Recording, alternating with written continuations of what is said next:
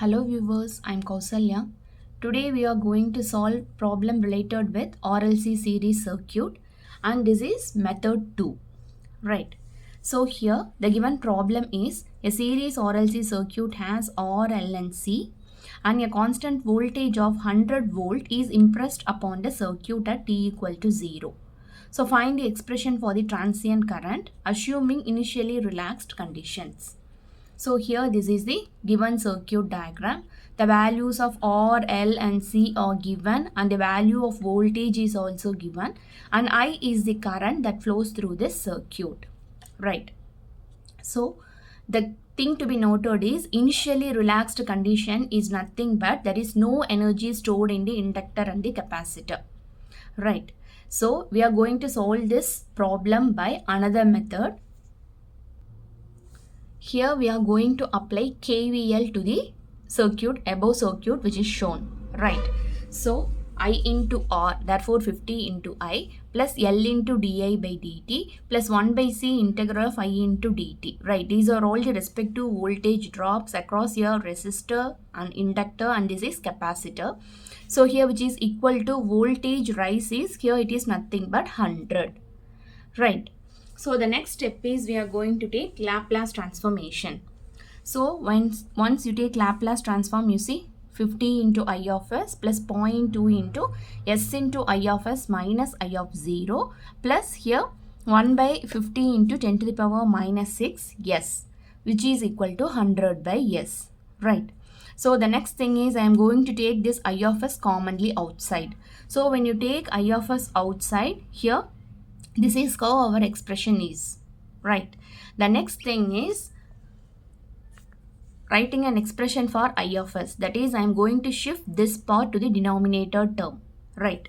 So after shifting this, here we are taking the LCM. So once you take LCM, how it will be? Not LCM. I am going to multiply this s term inside this bracket, right? Once you multiply here, we are getting an expression like this. But the actual thing is we should always arrange the terms in the order of s square, s and constant, right? So when you arrange in that manner, you see here we are having a constant with s square. Therefore here we are going to move this point to outside. So when you take this point to outside, our expression is s square plus 50s by 0.2 plus 2 into 10 to the power 4 by 0.2. Right. So once you solve this, you see finally here we are getting an expression like this. Right. Again 100 by 0.2, it is nothing but 500. Therefore, this is your expression for I of s. Right. So the next thing is we have to find the roots of this quadratic equation. So again by using the basic max formula, right? The value of A is 1, the value of B is 250 and the value of C is 10 to the power 5. Right. So here just substitute the values. So the formula you know, right? Minus B plus or minus root of B square minus 4AC divided by 2A. So just substitute the values here and finally we are getting the value as, you see, minus 125 plus or minus j 290.473, right?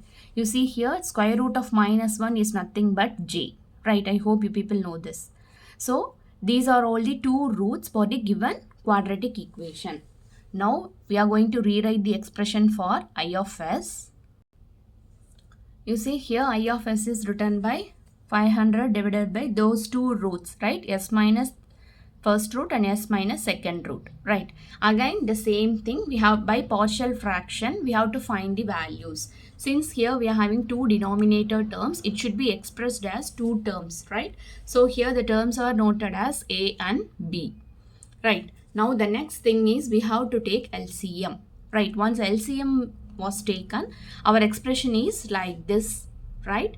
And again we have to find the values of A and B and we have to substitute it in this expression.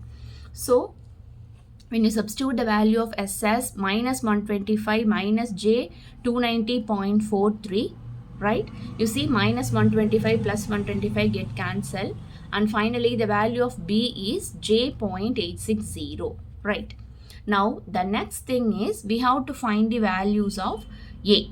So to find the value of A, we have to substitute the value of S as minus 125 plus J 290.43. I believe you people know how to choose the value of S, right? So here you see, to find the B, we are having minus 125 and plus J, right? But there is a minus sign prior to it. So that is the reason why here we are selecting the values like this. That is, we have to cancel this A term, right? In order to cancel this A term, if you have values like this, right, when you substitute this value, what happens? This, when you move this minus inside, both these terms becomes plus. Here we are selecting both the values as minus, therefore A becomes 0 and that gives a value of B, right? In the same way, when you substitute the value of S as minus 125 plus J 290.43, right, what happens here? We can easily calculate the value of A. So here the value of A is minus J 0.860, right? So after finding the values of A and B, the next step is we have to substitute it in the expression for I of S. That is, you see, this is the expression for I of S, right? Just now we have calculated the values of A and B, so just substitute it over here. So once you substitute it over here, okay, this is how our expression looks like. Now the as usual thing, here the entire expression is in the form of I of S, that is, it is in S domain. But what we actually need in terms of time domain. Therefore, we have to take inverse Laplace transformation, right? So once you take inverse Laplace transformation, this I of S will become I of t, right? So the expression for I of t is given as, you see, this constant remains as such, right? So this is of the form S minus A. Therefore, here the expression, that is inverse Laplace transform format, is e to the power at, right? In the place of A, I am having this expression. So this is your A multiplied by t.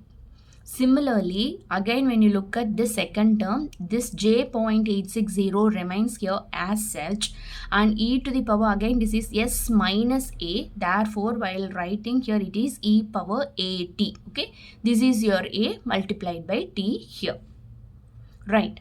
So in this case, again I am going to split these terms as individual terms. So here you see, e to the power minus 125t into e to the power j 290.43t. Similarly, e to the power minus 125t into e to the power minus j 290.43t, right?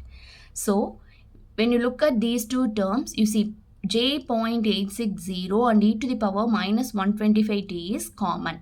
So when you move outside, and you see here I am taking this minus also outside. So when you take minus outside, what happens here? This plus becomes minus, right? So this is how our expression will be. Now the next thing is, this expression can be written as 2j sine 290.43t, right? Now we are going to multiply this term. So 0.860 into 2 becomes 1.72, and this minus j into j becomes plus 1, because j into j becomes minus 1, and that minus when get multiplied with this minus becomes plus.